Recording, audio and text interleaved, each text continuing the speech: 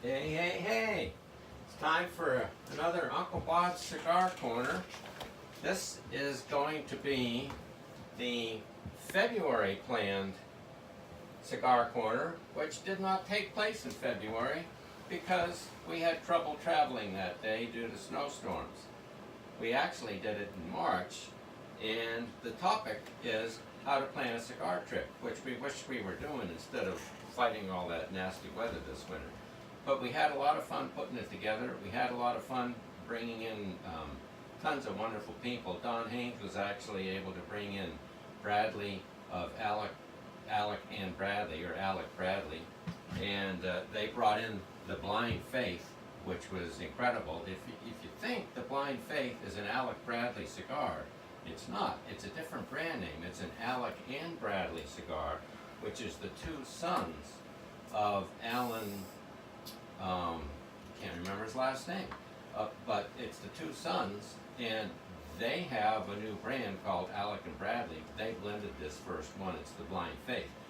I would love to get a Robusto Blind Faith and share that with you while we're sitting here talking about cigars, but I smoked them all. So I'm going to have a cigar that Alec Bradley makes that's fine and rare. As a matter of fact, this is the 2012 edition of the Fine and Rare by Alec Bradley. Great stick, by the way. And I think I will start with that, if I can find the lighter. Thanks. I'd like to thank Nathan Hayes for doing all the technical camera work for me, and I'd also like to thank Scott Duncan for putting together the slide deck. It was tremendous. And I'd like to thank David Dagley for allowing us the facility and the time and all the people to get together. And I'd like to thank Don Haynes and Miss Vicky, who runs the Thunderbird Trading Post and lets me do all this crazy stuff. We had a great time. If you want to see more of Uncle Bob's Cigar Corners without ever having to get out of your easy chair or go away from smoking a cigar, just subscribe to this one, and that will be your path to get all of Uncle Bob's Cigar Corner. If you enjoyed it and you wanted to click like, I would love that. I just love to hear likes, so any of that will help a bit. And we're also building our own domain website with the help of Scott Duncan, and pretty soon we're going to have a lot of interesting stuff up on that.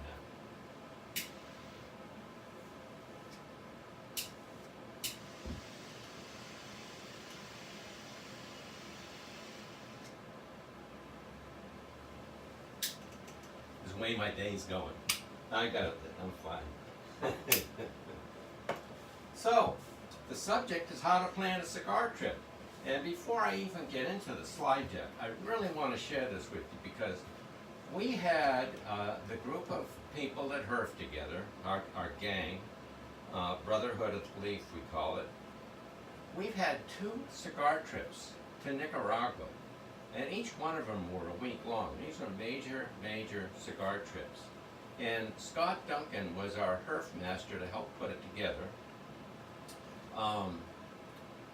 Colin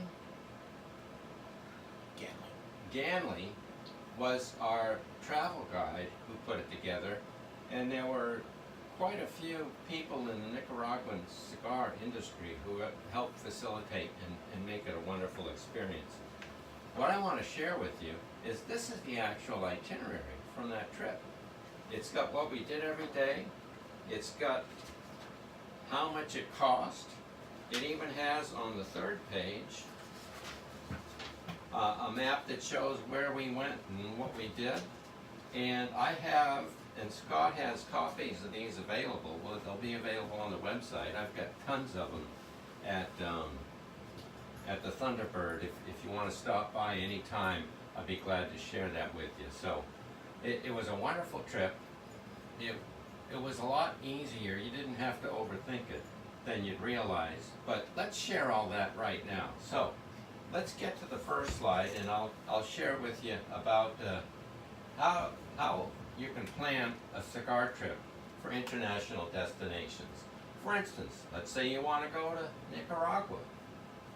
Well, Nicaragua, cigars and tobacco didn't even exist there until 1970, and that's when the Cuban exiles came.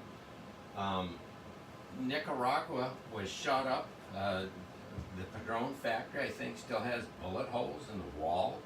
They had to sneak out overnight just to save their lives. So it was pretty disrupted in the 80s. Things all fell apart. It's a third world country of passionate people. Just to show you, it's in Central America. This is where it is. Honduras is up to the northwest. You've got the Pacific here and the Atlantic here. Ometepe, which is a cigar leaf, which is real famous, is on this island. Grenada is a nice famous tourist town. What was the town we landed in? Managua, which I don't see, but you fly into Managua and you go up the road to Esteli, which has got 50 some odd cigar factories in it. That's the center of all the cigar making. And then on up past Esteli, there's cigar tobacco farms. Contega and Jalapa are grown in those areas. It's a small country. It's a very, very third world country, very basic. But the people are passionate about what they do, and they're all very friendly and nice. Now, I can't speak for what's been happening there since April the 19th, I believe it was, when there's a lot of civil unrest going on, and it's not as easy as it was. However, I was there in February. It was wonderful in February. A friend of mine went in just last month, said it was wonderful just last month. The people were gracious. There wasn't a lot of restrictions. The cigar factories are open and able to be toured, and everything's going great there. Another area to visit internationally, if you want to go to the next slide, Nathan, is the Dominican Republic. You've heard a lot of cigars come from the Dominican Republic. Well, the Dominican Republic has one river valley that ends up in Santo Domingo, which is where most of the tobacco is grown. They've been making cigars for 100 years. They have had no war. They've got a rich culture and tradition. It's not so much a third world country. The standard of living is much higher. You can get luxury resorts and get pampered and be treated very, very well there. But the tobacco is grown in sandy soil, and for years and years, the Dominican tobacco has been known as being a lot milder than the Nicaraguan volcanic tobacco. Having said that, we know that the Fuentes on their farm have produced the Opus X wrapper leaf since its inception over 20 years ago. Very strong, very powerful, very rich tasting tobacco. It's just that they had to do a lot of work with the soil to make it happen. Since then, La Flor Dominicana, Lito Gomez has gone there and made very strong Ligero tobaccos that they put in their fillers. Typically, they would get their wrapper leaf from Connecticut or from Ecuador or from San Andreas to get that richness and the sweetness. It's difficult to get out of the Dominican Republic. But the Dominican Republic is a wonderful place to visit. You can go to the factories. You can go to the Davidoff factory. Wow. You can go to the Fuente factory. You can go to the La Flor Dominicana factory, La Aurora, which is the oldest factory. I think it's near 100 years old. Tons of cigars made there, and get treated very well. It's a wonderful experience, and it's affordable. The next area of going internationally, if you're looking, is to go to Cuba.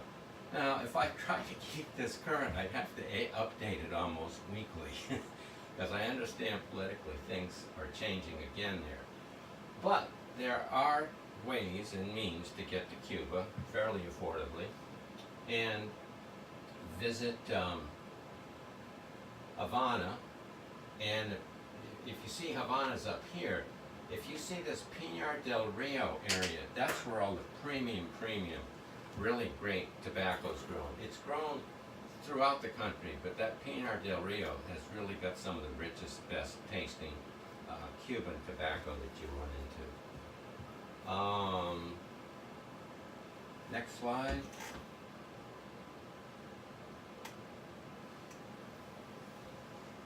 Honduras, I showed you earlier, Nicaragua's down here.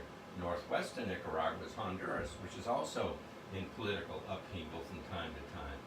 But they've been producing tobacco since 1765, and then Cuban exiles went there in the 1960s and pumped it up again. It's a lot of good, rich tobacco. Camacho originally started by taking Honduran tobacco and making it famous. They've been back there recently with some other brand names. Honduran tobacco is rich, sweet, a lighter texture, a lighter mouthfeel, and really, really delicious. So if you want to go to Honduras, it may be tricky because there's some civil unrest, but that's another option for traveling the world to see cigars. And after that, let's see how we can make this happen.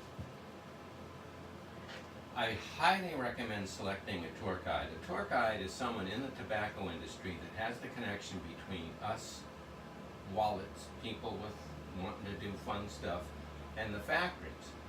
If I called the factory, they'd probably just say, nice to see you, come on down someday. But if Colin Ganley or if Don Haynes calls a factory, Don Haynes has actual tours hooked up through Perdomo, and he can make them happen. He's their rep, and he pulls it all together, pulls magnificent tours together. Colin Ganley also has a tobacco cigar, I think it's called Cigar Tourism, and he has expertly put together tours in Cuba. He's put together tours in Dominican Republic, and he put together our tour in Nicaragua, or 2 tours in Nicaragua. Magnificent. It's important to have somebody that's going to put it together for you.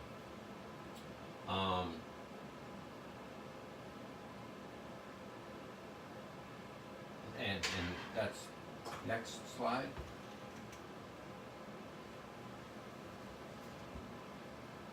Now, Colin will tell you this, Don Haynes will tell you this. The best time to go is during the dry season, between December and April. Our sweet spot's been February, typically, late January to mid-February. If you go past April, the rainy season starts watering all the nature starts watering all the cigars. You don't want to go there, it's just a mud fest. And that's true whether it's Dominican, Nicaragua, or Honduras, or Cuba. Evaluate the cost. You got to be realistic about that. Cuba's probably going to cost you $4,500 a person if you can get through all the political ins and outs.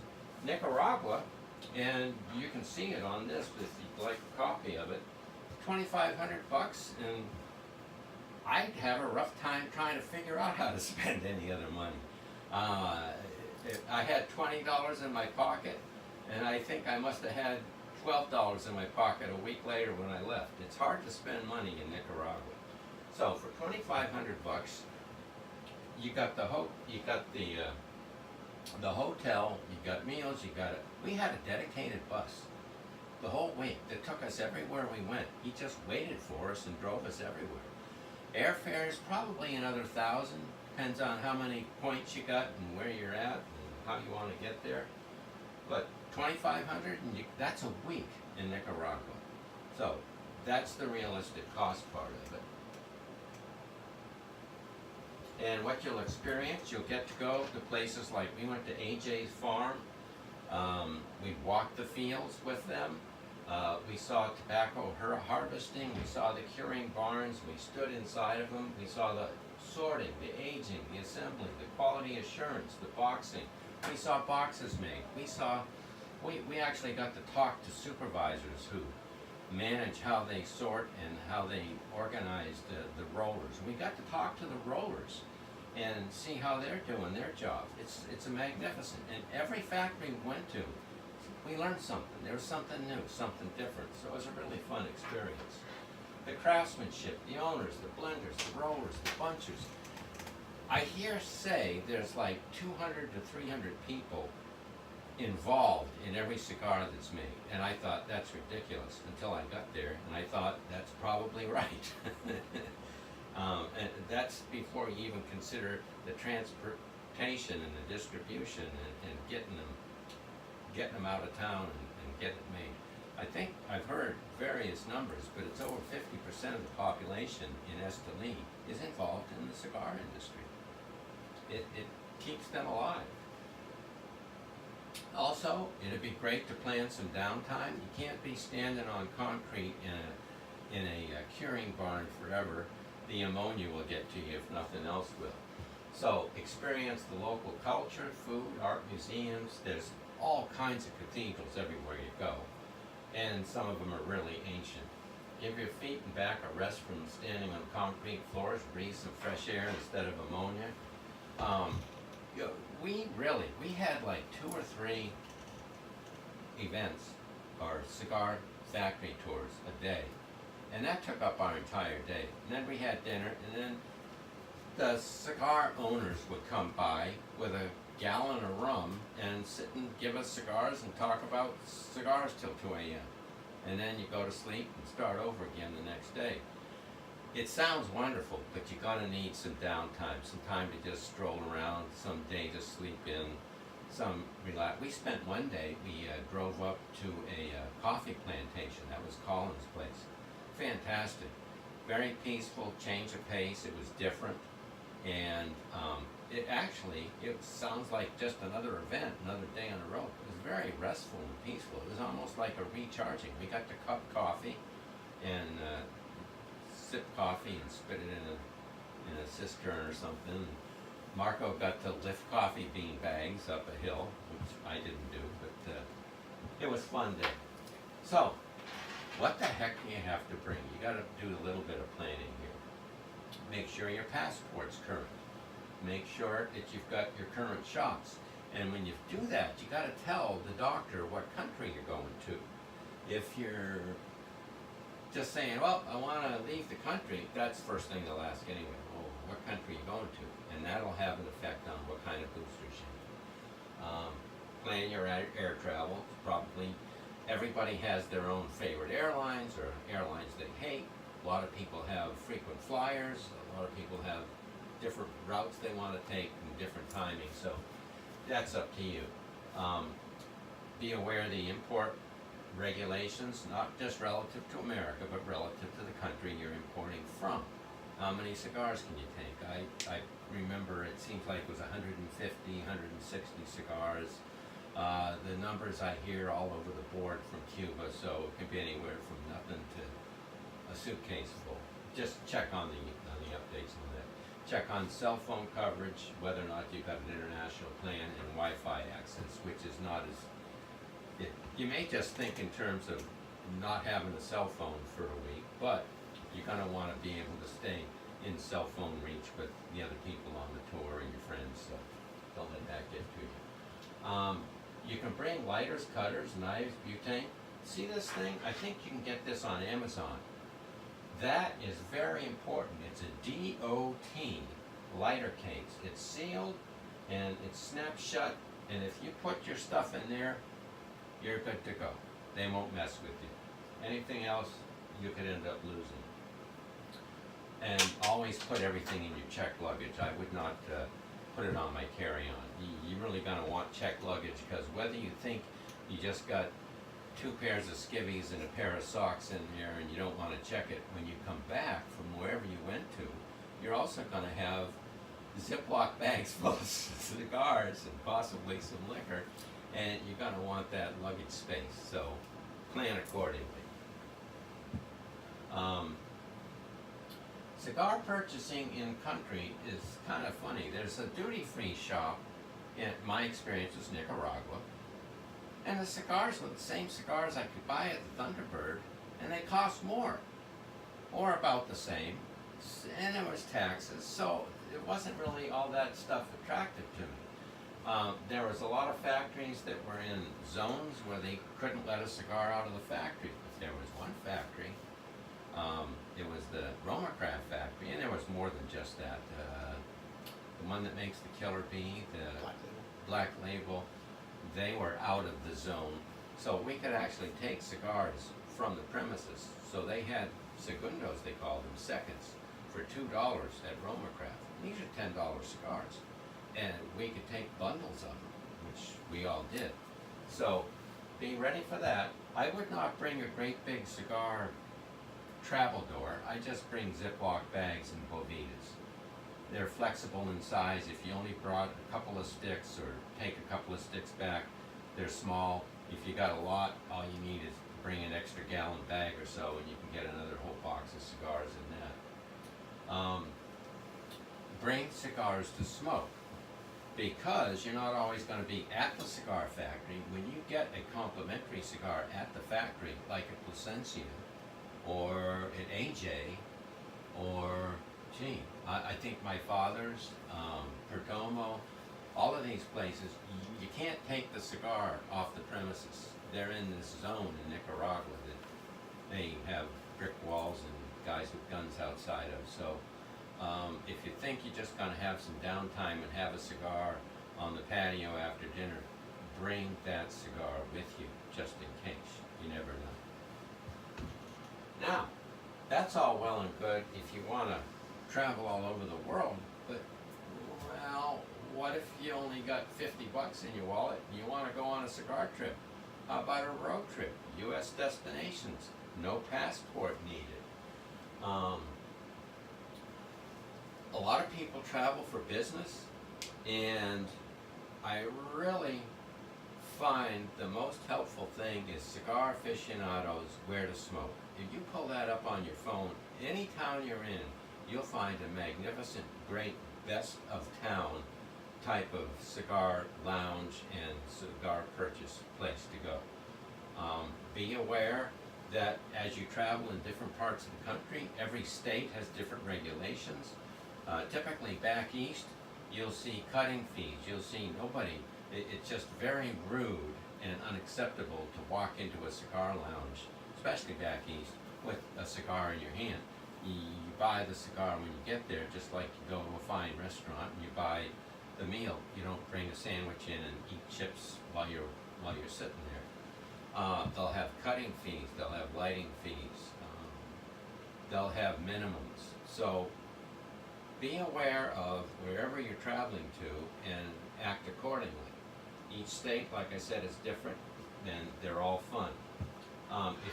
If you're going on business trips, if you just want to, it's funny. I went on a business trip to Dallas, and I started out with my little travel door by the swimming pool, and I had a cigar the first night, all by myself, just sitting in a corner thinking, geez, I hope these people don't get mad. The second night, there's like 5 of my co-workers gathered around asking me where to get cigars and what I had and what did I know about them. So I started lying immediately, telling them everything I knew about cigars and a lot of things I didn't know about cigars. Fortunately, I was able to find a cigar store, and by the second night, we had about 20 people sitting around the pool, and we were all smoking cigars and talking about cigars, and all of it. Some of them were experienced, some of them had having their first cigar. By the end of the night, we had herfs going by the pool, and it took over the whole pool. By the end of the week we were out there, and we had a lot of new friends. Actually, the class that I was in was a training, an interpersonal relations class, and I think that enhanced the learning experience because we all got to be a lot more relaxed with each other in the classroom environment. Same thing goes with clients. If you're out on town on business, it's a fantastic way to break the ice. I think it's a lot easier than the old traditional business get-together, which is either dinner or golf. I like golfing. I like golfing with people I'm doing business with. It gets to break the ice. doesn't come close to smoking a cigar with somebody. So if you can do it that way, that's a great way to travel in business. If you're the Herf master and you're traveling somewhere, like our good friend Scott is, Scott just had what for some of us was just a weekend, for some of us a week, some a couple of months. We went down to see Scott, and God bless the man. He had everything set up for us. He knew where the cigar stores were, the best ones. He had a patio where we could, it was all smoker friendly, day after day, night after night, morning after morning. It takes a little bit of preparation, but it's not as hard as you think. And if you want to put together a cigar trip for other people to come visit, it's pretty basic. You just make cigars available, make sure it's cigar friendly, and you're good to go. There's also Big Cigar. You've all heard of the Big Smoke-In, I think it's called, in Vegas. And there's others, and there's one in Denver, Colorado. There's one in New York, but I don't know if you can smoke at it. Those things are like conventions for cigars. Be prepared to be in one room with 1,000 people all smoking cigars. If you like that sort of thing, it's worth going to it. Do-it-yourself road trips.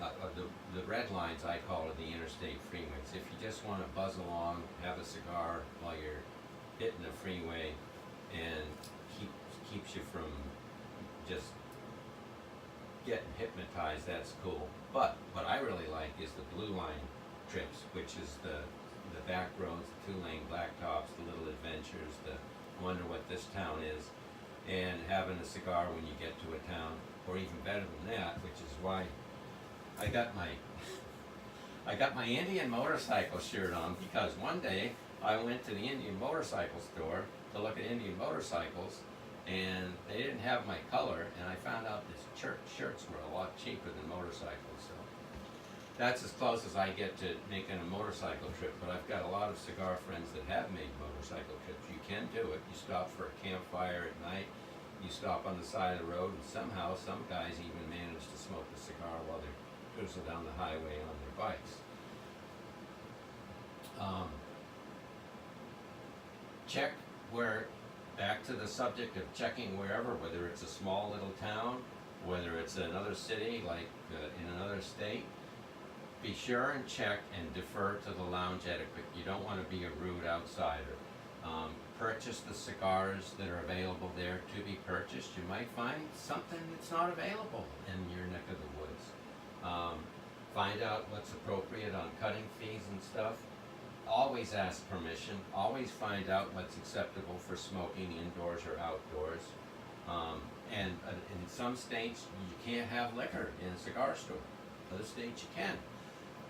Some states, you can bring your own liquor. So check out all those things.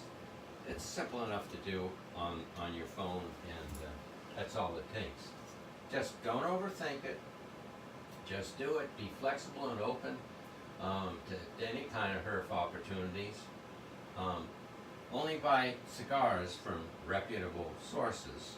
And the reason I mention that is there's really no bar. There might be something unique on the street, but they're not really bargains. And counterfeit cigars, especially counterfeit Cubans, are huge. If you bought a Cuban cigar on the beach, you didn't buy a Cuban cigar. I saw a glass top box of Cohibas in a drugstore in Esteli, and I laughed at it thinking, I'm not going to be a sucker. But I never checked the price. It could have been $10. If it was 10 or 20 bucks, I'd have loved having that counterfeit Cuban Cohiba box just to have something to talk about. But I passed.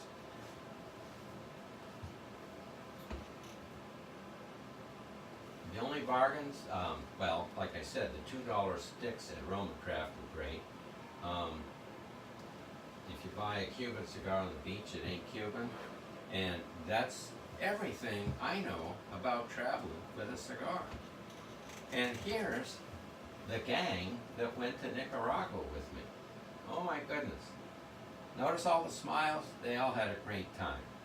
So,